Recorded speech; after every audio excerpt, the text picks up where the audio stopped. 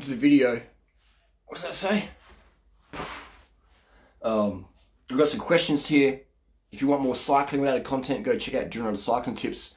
We've got on my Instagram here, Durianrider Instagram, we've got a lot of questions we've got to get through here. This is going to be more relationship stuff.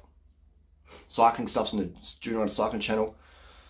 A bit of mixes on Durianrider. This is Ask Durianrider. You can ask me any questions here. Alright, I'm going to go through some questions here. One of the questions was about, excuse me, itchy nose. Do you speak with your parents? My father passed away back in 2009. My mum's still alive. I speak to her most days on text. I'm a big fan, big believer. If you can't speak to anyone in your life ever, that did you right, that did you wrong, whatever, you did them wrong, right, whatever. If you can't speak to someone in a calm, rational manner, they still own you.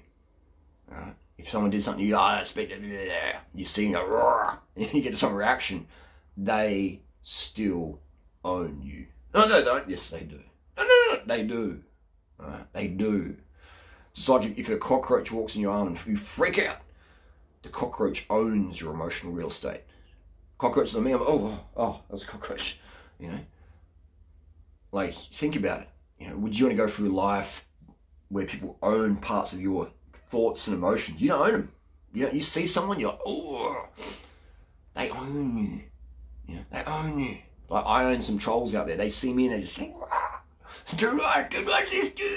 They get so triggered. I used to be triggered by them as well. And I was like, hang on, like, why am I getting triggered? You know, why am I getting triggered? Oh, why? Well, that's pretty dumb. I was getting angry or pissed off. People would make up stories about me, would do half truths, take things out of context, and I was like, you know, fuck it. All right, people are gonna say what they want to say. You know, people get triggered by what I say, and I understand that. So I have empathy. I'm like, why does this person hate me so much? Oh, they looked up to me. I said some comment to them. They felt hurt. You know, they idolized me, and I'm sorry. You know, I'm sorry. Like sometimes I respond to someone, a bit of banter, and they cut deep.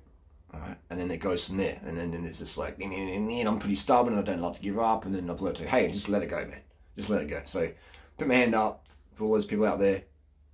If I've said anything that's hurt you, and you hate my guts, that's not my goal. I am sorry. I do apologise. I don't want to be causing anyone pain. You know, I see people just doing stupid things, you know, because they hate me. And I'm like, I don't hate you. I do not hate you at all. You know, I feel sad that you feel that way. I genuinely do. And, you know, I want the best of people. I want the best of society. So, I apologise. If anybody out there wants a public apology, write me. You know, write me why you want it. And I'll be like, I'll give it to you publicly. Happy to do it. Anybody. If anybody out there, anybody feels that I've wronged them, they want a public apology, I'll fucking do it. I'll do it on my main channel. Not just a little DM. Hey, so I'm sorry about that. Publicly.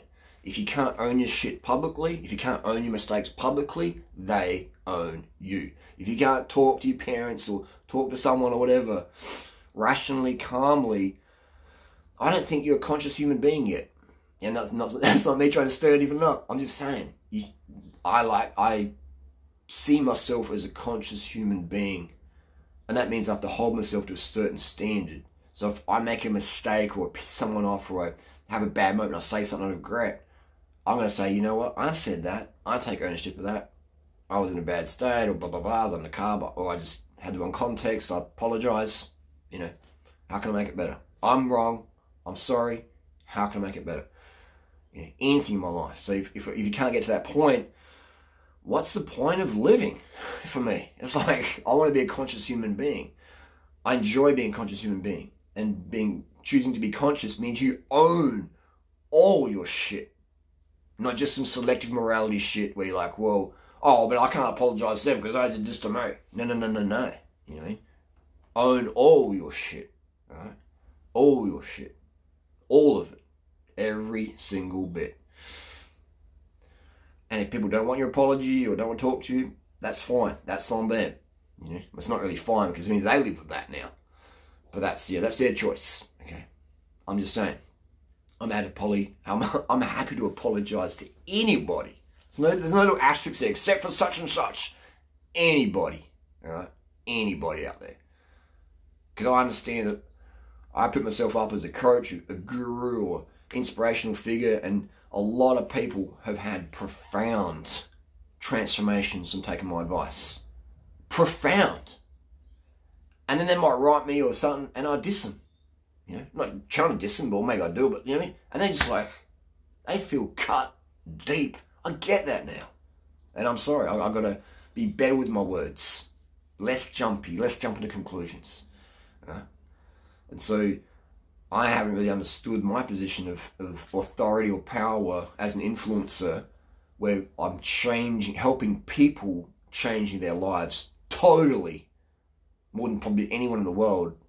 You could give me anybody in the world, I could flip them around and give them insights no one else, just the total package. Total, like health, finance, social media, performance, relationship, sex tips, everything. The whole package. You know, I don't know many people out in the world could do better, get better results than I could. Yeah, and that sounds so arrogant, but that's the standard I put myself to. And if anyone can prove me wrong, I love being wrong, because if I'm wrong, I've found a better way. I love being wrong. I love apologizing, genuinely, not just like, I'm sorry because it's sort of trending. I'm virtue signaling now. No. Sorry because I deeply am sorry. Happy to be wrong because I want to be wrong, because I want to find a better way. Man, I want to be wrong. I love being wrong because it makes me realize I found a better way, and that makes me feel good. So I get that now. So I was wrong in the way I treated some people in my life on social media, in person, blah, blah, blah. And if anyone wants an apology, write me. Message me, Durianriders@gmail.com. Say, motherfucker, you owe me an apology. I'll give it. No hesitation there. I'll walk my talk. I want to walk my talk with that stuff. All right, so we've got a question here from, let's go for some relationship stuff. This is all cycling. You know, have you ever had sex with a guy? I haven't. I haven't kissed a guy. Closest would be hugging a guy or spooning a guy on an airplane. Mate Dan was sitting on the back of a Jetstar flight from Thailand. I was freezing cold. You know, we had this like, I don't think there's any blankets back there. You paid like $10 a blanket. I had no blanket. I was just snuggling up to Dan on the back of that Jetstar flight. So that's probably the closest thing ever. I've got a lot of gay friends out there. Got a lot of friends who are in the closet, and they've got wives and kids, and I find that, you know, interesting, and I'm not knocking that. You know, I understand people don't want to come out because their parents will disown them or society will disown them. If you're gay, come out. If your parents disown you, who cares, man? It's not about you. It's about their stupid, you know, I mean, we can call it stupid. They might not see it stupid. But it's just about, you know, like limited belief systems. Limited belief systems. Okay? So myself, not gay, never had encounters, don't really want it. When I think about it, like, you know, not for me. But hey, it's just like durian. Some people hate durian. Some people hate cycling, whatever. Okay, no worries. But it just doesn't appeal to me. So, but yeah, I do find the, you know, I was talking to a gay friend recently. Hopefully maybe get him on the podcast. Just interview him about the whole gay scene, about how I find it really interesting. It's like steroids. It's like how people will live this double life, you know, to hide their steroid usage. And I can understand at an Olympic athlete level, but just the everyday person who's using steroids, and I don't do steroids. No, steroids are for idiots. And it's like, come on, dude. Like, I know you're using steroids. Like, you know, but they're scared of someone finding out they use steroids because of social reasons. Same with being gay. Like, I've got guys out there who are, you know, clearly gay and have, you know, seen, there's evidence there. And I might just come out and they're like, oh, what are you talking about? And I'd never talk to me ever again, and blah, blah, blah. And I don't take it personal, you know. Maybe I was a bit too pushy there. So I find it very interesting. I'm a big fan of just being free with that, you know. If your parents disown you for you living how you want to live, that's their loss, all right? You need to wake them up, not with rage or craziness or whatever. Just be like, hey man, love you mum, dad, cool, but this is how I am. I'm gay, or I use steroids, or I'm a cyclist, or I'm whatever, you know. Not that being gay and cycling and steroids is the same thing, but they're kind of intertwined in that community. Just saying, just live your life, man. If it makes you happy and you're with a consenting adult, etc., and you ain't hurt no one, do it. And if your parents can't handle it, that's their problem. But just tell them. Yeah. I'd rather live openly like that, than, it's just, I'd just tell them, man. If it's hurting you to live the lie, you're going to resent your parents, you're going to resent them. Just tell them. Just tell them. Who cares if they don't get it, They might feel like failures or whatever. It's like, come on, Mum, Dad, you done a great job. Hype them up, Focus on the things that did good for you. Should I sell my Bitcoins? Should I sell my Bitcoins? Yes. No. Like, did you get into, if you get, crypto's gambling, all right? It's gambling. If you're going to, like, what's your goal, man? I want to make more money. Then don't do gambling. Only do crypto if you're prepared to lose it all. If you're happy to lose it all, then do crypto. As simple as that. Play the stock market. If you're happy to lose it all, play the gamble. Take it, So in my opinion, right, if I was you, I would hold on to them for the next 50 years. That's what I'd do. Right? But again, that's me. It's gambling, man. It's gambling. So, yeah. I would say probably the biggest tip I've got with crypto is buy it, forget about it, and check it in 20 years' time. And maybe you lost, maybe you won. There you go. That's how you do crypto. Otherwise, you're going to be stressing about it. You're going to be watching the markets, and then it crashes. You're like, oh my God. And it goes up. You're like, oh, my God. Just buy it. Forget about it. Done. It's like planting a tree. Just buy it and plant the tree in the seed in the rainforest. Come back in 20 years' time. It grew or it didn't. Don't hold on to it. That's the deal there. So that's my opinion on the crypto there. It's a gamble. I'm just looking for more questions here. I'm not ignoring you. All right, what are your goals for the future? By the way, thank you for helping me heal my eating disorder. Very good to hear. My goals for the future is just to grow as a person, to enhance my communication skill set, to be able to relate to people quicker and more deeply and more effective, so I can get on the same page as what they're feeling and what their goals are, and help guide them and direct them more effectively. Not efficiently, effectively. Efficient is getting things done. I'm efficient at moving this phone up and down, very efficient. Effective is like, whoosh, I turn the phone around and I'm using it to effectively enhance my life. So efficient and effective is totally different. You might be efficient at pumping through heaps of patients in the clinic, but how many of those patients that you've efficiently processed have you effectively affected in a positive way? Big difference there. So in society, we judge efficiency more than we judge effectiveness. We value efficiency more than effectiveness. So I'm a big fan of being more effective. Being more effective. How can I effectively communicate better? So that's my goals. Regarding eating disorder, that's very good. We all want to be lean, feel good about ourselves, and obviously it's easy to get caught up in body dysmorphia, and like you get lean and you get compliments. Well, if I get a little bit leaner, and I might get more, and then you're too lean. Your body mass index is under 18, and you're like, I gotta bring it back up. So. And vice versa, you get some muscles and you're like, oh, I've got to even up the dosage even more. I'm 85 kilos, let's go all the way up. And then, so it's like, you want to have a middle ground there, a bit of balance point for you, for your lifestyle, for your genetics, etc. Some people can effortlessly have a body mass index of 18 on no protocol. For most people, their body mass index is probably more like 19 to 20, maybe 21, okay? So understanding your genetics, etc. But do my protocol, and over time, you'll be cranking there. You'll be cranking. What stuff should I look for in a blood analysis, iron, etc.? I recommend, join my coaching group if you wanted me to go through your blood test fully. Go to Durianrider.com, join the coaching group there. It's a private coaching group. And that price is going to go up soon. So it keeps going up. The price keeps going up. It's like, Bitcoin, long term, it's going up.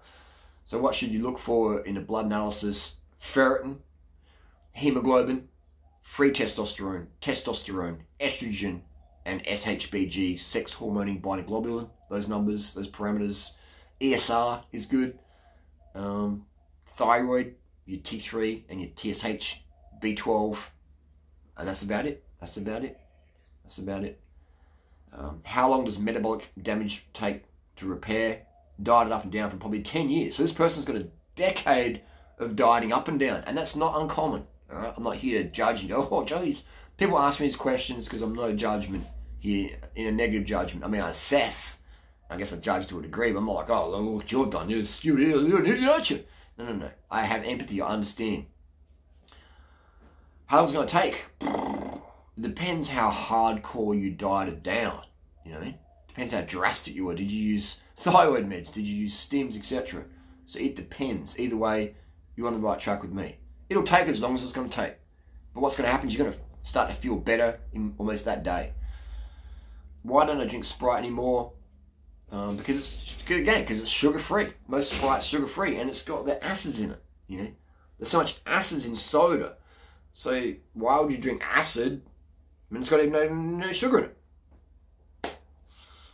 Bad for your teeth. The acids. The Sprite days are effectively over. You know, even in Thailand, it's like they're adding fake sugar in there. There's no cane sugar in them anymore, in some of them, or less. So like, what? So now I make my own Sprite with water, squeeze a lemon, squeeze a lime, and as much sugar as I want. Looking to do a Melbourne to Adelaide unsupported bike trip, 1 or 2 pushes. Bike recommendations. Charlie, I would recommend using the bike you're using now, because your tendons and your back, everything's adjusted to that bike. You're using a new bike and trying to do your longest ride ever, you're probably going to ask for an injury, a tendonitis in the knee, something in your pelvis or your sciatica. I would use the bike you're using now. If that bike's not satisfactory, I'd recommend a sub 7 kilo road bike and use that over the next few months. Get adapted to that and then use that for your trip with at least 25 mil tires. I'd recommend getting my ebooks on Durianrider.com. I've got plenty of bike packing tips in there. I would also recommend do it smaller trips. Right? You could probably do it in 1 or 2 pushes, but how big of a jump do you want to do? It's going to increase the chance of injury. It's going to increase the chance of crashes, increase the chance of death. All right? You want to be on the road and you want to be lucid and dialed in. And you do that by doing smaller trips and building up to it. Okay? And so then when you do in 1 or 2 pushes, it was like, easy as, relatively speaking, because you've done the work, you've done the groundwork. Your body's adapted to riding long distances on not much sleep, etc. Which I don't really recommend at all, but, you know, it's not how fatigued you are, it's how you manage fatigue. Okay, so I don't recommend using stimulants. If you need to sleep, you need to sleep. If you're going to use stims, use them because you're like fully present, not because you're like, oh, I'm dozing off. Never use stims because you're dozing off. Right, have a nap, close your eyes for 10, 20 minutes or an hour, and then come back to it. Safety first. Safety first. Right, here we go. We got, do I sell carbon wheels to Indonesia? Yes, I do. Windspace, go to windspace.com. Use the code Durianrider10 for 10% off. Hate to be salesy, but Windspace, the Hyper 38 is the best carbon rim I've ever used, and you know I've used a lot out there, and I own a lot. Why would you pay more than that? Doctor said I should eat meat again because of the high acid value in my what? I mean, doctors are humans too. Most doctors, in my experience, are totally incompetent. I remember one doctor said I should use 500 milligrams of test a week for TRT, and I questioned him. You know, I was a bit like, 500 milligrams a week. He's like, I'm the doctor, you're the patient, you listen to me. He sits back in his chair, and I'm like, okay, cool. I wish that was on tape. Doctors have their opinions, you know, that's fine. They're allowed to have their opinions, I don't my opinions. Natasha's got hers. So it's, you know, you're gonna, it's okay. Your doctor can say anything to you. They're allowed to, okay? If you take their advice, might be good or bad. Do your own homework. Use logic. Get some experience. I guess that's why you asked me that question. This is good. Have some discussion with other people. Eating meats because of my high acid value. So that means your uric acid is up. which means eating more meat is going to make it go up even more, because what's meat? You know, a lot of protein in there. What's protein? Amino acids. So if you've got high urea and high urate and uric acid, why would eating more acid, more fatty acids, more amino acids make your acid level go down? What the? Doesn't work that way. Now sugar, sugar's acidic. No, it's not. Refined white sugar, aka sucrose, is pH neutral. Look it up. Can of Coke, acid, phosphoric acid in here. It's not the sugar in here that makes it acidic, it's the phosphoric acid. So when you drink Coke and you get soft enamel, it's not the sugar, it's the acids in here from the phosphoric acid, okay? So people blame sodas for dental issues. Then they blame the sugar and not the acid. I mean, like, some people think that this is acidic because of the sugar. But sugar, you add sugar to any solution, the acidity doesn't change. The pH doesn't change. It's ion neutral, etc. So it's the acids, man. The phosphoric acids. It's the amino acids. So if you've got more acid in your bloodstream, does it make sense to have more amino acids, more fatty acids? Not in my watch. I want to find Jesus. What do I need to tell the doc? That's not advice I give over YouTube for various reasons. I'd recommend joining my coaching group, and we can dive deep into that. So I guarantee you get what you want, and you get it in a safe, legal way, with minimal risks. So yeah. Best way to maintain muscle as a bodybuilder that cycles as a hobby. When you mean cycle, do you mean ride the bicycle, or do you mean pin? I'm not sure which one you mean. I think it's not pin because you'd know that. The best way to maintain muscle mass as a bodybuilder is to pin more. That's what they do. That's what they do. Oh no, Durianrider. Look at David Goggins. He doesn't use anything. No, David Goggins is natty. David Goggins runs 100 miles, 200 miles a week, and maintains all that mass. He's natural. He's just disciplined. His muscles are... David Goggins is so disciplined, his muscles would be scared to leave his body, so they stay on there. You know, his muscles are even scared of him. David Goggins is definitely natural. Yeah, you can definitely maintain that physique, running all those ultras. That's definitely normal. That's not defying physics or defying human endocrine systems at all. David Goggins is definitely natural, for sure. He wouldn't even use a painkiller. When he wrote his book that he was using painkillers to run with his broken feet, he was just trolling. David Goggins would never use pharmaceutical products to enhance his physical performance. He would never do that. He would never do that. It's just discipline. Stay hard. So yeah, you got to choose which one you want. Do you want your biggest muscles, or do you want your best cardio? And you can combine the two. You can combine the two and sort of be average, above average in both. But when my cardio is the best, my strength goes down. My strength goes up, my cardio goes down. This is just how it is. Look at the Tour de France. You think Chris Froome and Egan Bernal can bench press more than me? Not on their life. Do you think I could hold their wheel for 5 minutes full gas? Not on my life. They're going to blast me in the first minute if they're going full gas with full form. That's just how it is. It's not good, bad, or better. It just is what it is. Lightweight Millenstein or Karima's MCC 47. I'm going to recommend WinSpace Hyper 38s for sure. For sure. How do you get rid of excess candida? Keep your fat under 20 grams a day. Oh, but they say sugar's the problem with... No, man. Yeah, like... Excess candida is there because you're insulin resistant. You're insulin resistant because you eat too much fat. Right? And then the fat coats the insulin receptor site. So blood sugar goes up. Oh, but blood sugar, it's blood sugar's fault. Let's lower the sugar down. Well, the fat's still coating the insulin receptor site. That's why everybody who does the candida diet, which is funny it's called that because it actually causes more candida. They do their high fat, low sugar. I can't eat sugar, I'm doing a candida diet. Yeah, you are. The diet you're eating is causing excess candida growth because the insulin receptor site is plugged full of fat. So you're going to unplug it, unclog it, decrease your fat to 20 grams a day. All of a sudden, the insulin carries the sugar in the cell, blood sugar comes down, candida's like, okay, we can relax. Excess candida growth is a sign of too much dietary fat. That's a primary cause. There's secondary causes, but that's the primary cause. Excess. Oh no, it's not. Do it. Do it. Under 20 grams of fat a day. No oil, no animal, no avocado, nuts and seeds. Under 20 grams of fat a day. Do it as long as it takes. Oh my God, my candida's gone. Durianrider's right. I've been telling you for the last 15 years. Simple as that, man. Simple as that. Alright, that's just the game. And in the meantime, your performance just goes up. And you're like, oh my God, I don't have any cravings anymore. I'm eating all the carbs I want and life is good again. My libido's back. I'm feeling better. Great.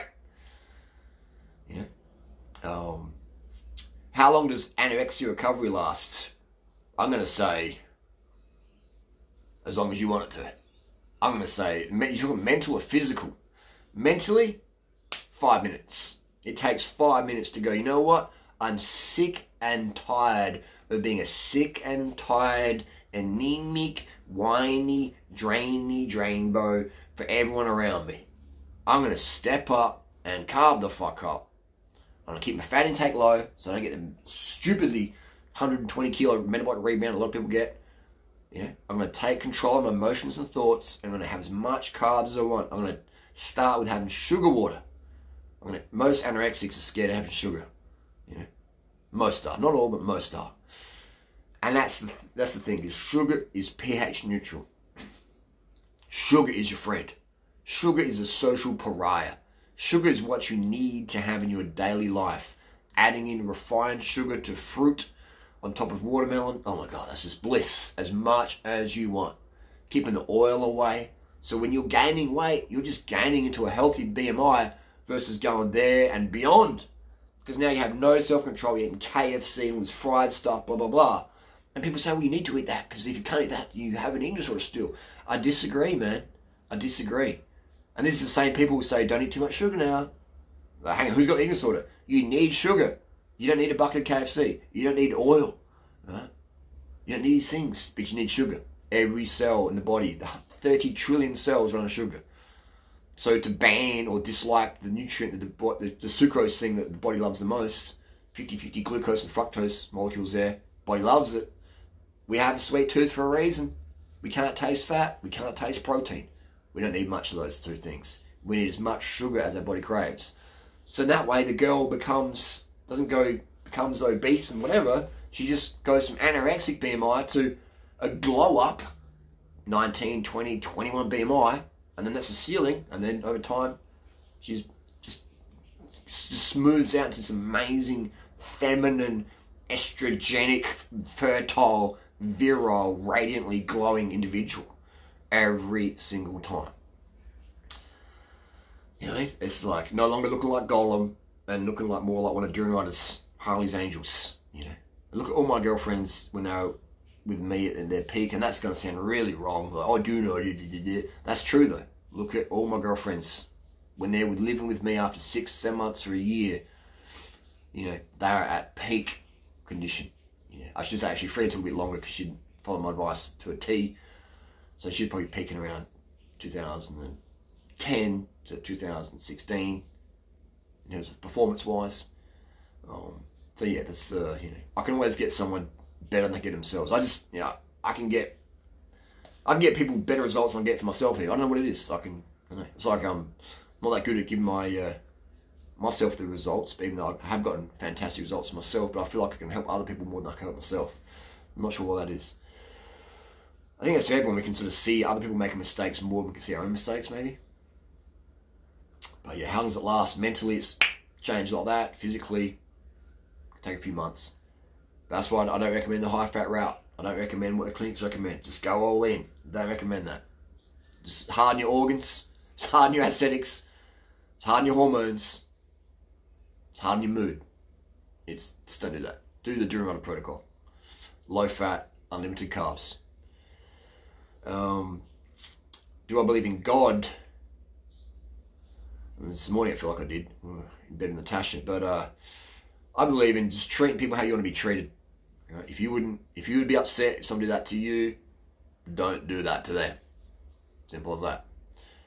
So I believe in just treating people how you want to be treated. Is there a God? Who knows? I don't know. I like to focus on things I can control. So yeah, treat people how you want to be treated. Do you think that the vaccine? Do you think Australia will require a vax to travel in and out? The jab? No, they won't. But what will happen? I think no one knows, but my assumption would be that you may be required to quarantine longer if you don't have the jab. Will I get the jab? No way. Unproven big pharma product. I shouldn't even say big pharma. Unproven product that's causing clotting in some individuals. No thanks. And they're saying, oh, now it's actually not even effective against the Indian strain. I'm not sure. We're not sure now. We're not sure. Oh, you need 2 jabs. Actually, you need 3 jabs. Actually, you might need a booster shot in years' time. It's the yardstick keeps on. I'm like, what the? No thanks, buddy. I'm happy to get the Rona. I'm not happy to get the jabs. I think I even had Rona last year. I had like all the symptoms, wiped out for a day or 2, and then I was come back to good again. I'd rather do it that way than some unproven product out there. So that's my opinion there anyway. Do I have a job? This is my job. But to answer your question, I don't have like a 9 to 5 job. This is my income here. Coaching people for the last 24 years. When am I coming to New Zealand? No plans yet. Bit cold right now. What inspires me? Helping people. You know, I wake up in the morning, I know there's people out there, there's thousands of you who subscribe to me, there's people who want my advice and opinions, so that's what inspires me. I get inspired if I feel like I'm contributing to people, to the planet, to the animals. That's what inspires me. Will this help someone or something today? Will picking up a piece of plastic off the beach or off the path help something today? Yes, it will. Will putting my food scraps back into nature under my bushes out here or down the park or under some other bushes, will that help some animal, the ants? Yes, it will. I'm inspired to do it.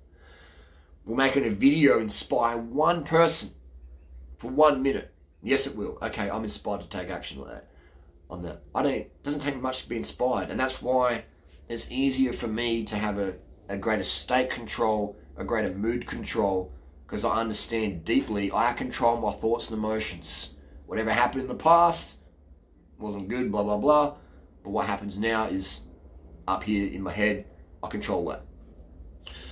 That's what I believe, you know, and that's why I have the life I have, because I believe in controlling your thoughts and emotions. Would I be able to get a set of carbon wheels even on 128 kilos? Don't ride carbon. Stick with alloy. Stick with alloy.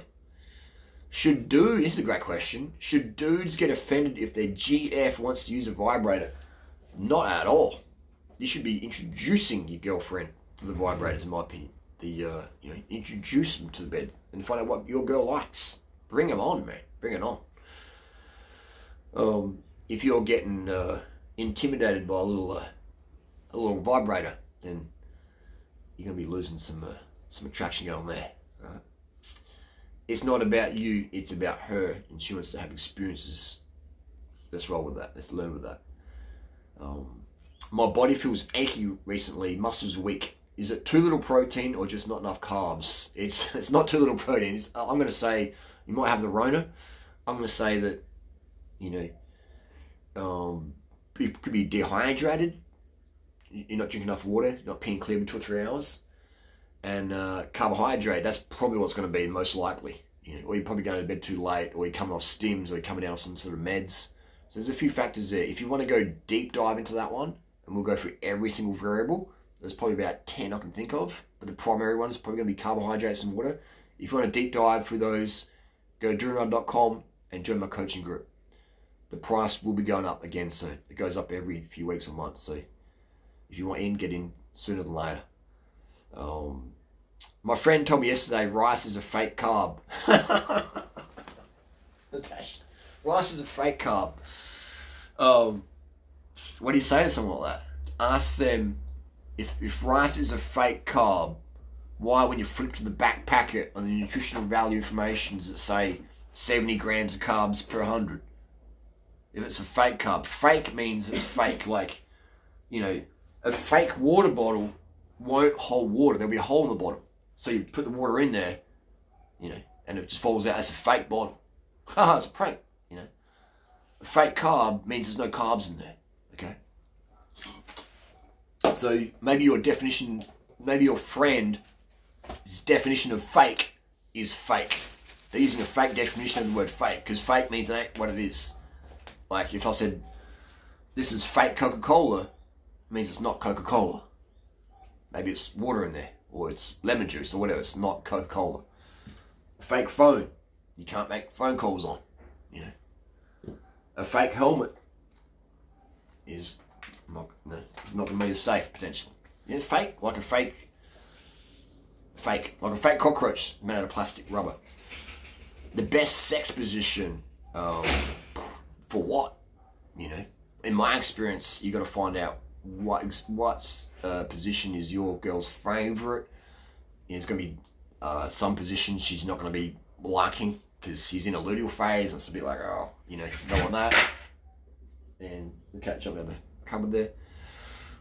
Some positions you're going to be going. I mean, from my experience, you know, bit bigger than most guys down there, and so, you know, some positions like doggy, etc., most women can't handle for me unless they're really, really juiced up, you know, and in ovulation phase.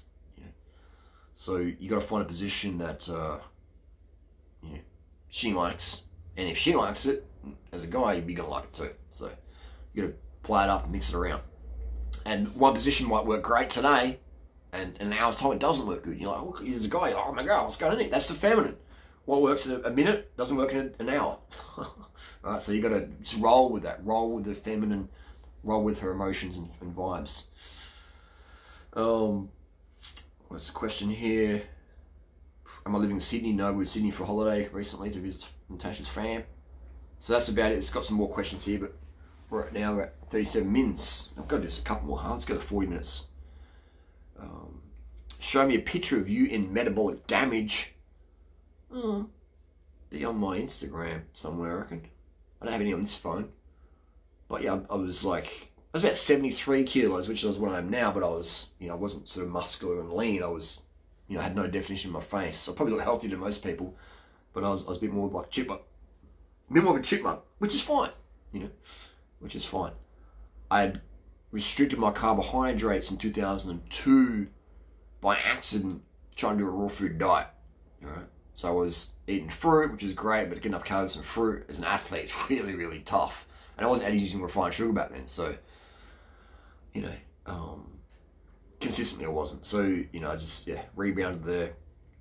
And then when I went to Belgium racing, I was eating heaps of fat. I was eating this Carabella, this vegan Nutella, it's just full of oil. I think the first ingredient was canola oil. So yeah, I just stored a lot more fat. Yeah.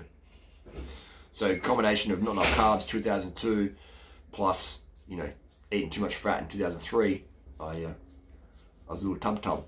But again, for most people say I was still too skinny, so it's relative there. That's the deal there. That's the video. I'm just scrolling down here for more relationship style.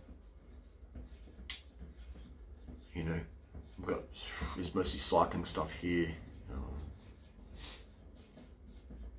Yeah, that's the deal there. If you have any more questions, you know, leave some in the comments, get back to those. But if you want 100% questions answered, go to Durianrider.com, and we'll go through each question as in much detail as you need. Any question. There's no such thing as a nude question or whatever. Every question we can get through. Thanks for the support, gang. We'll see you next video.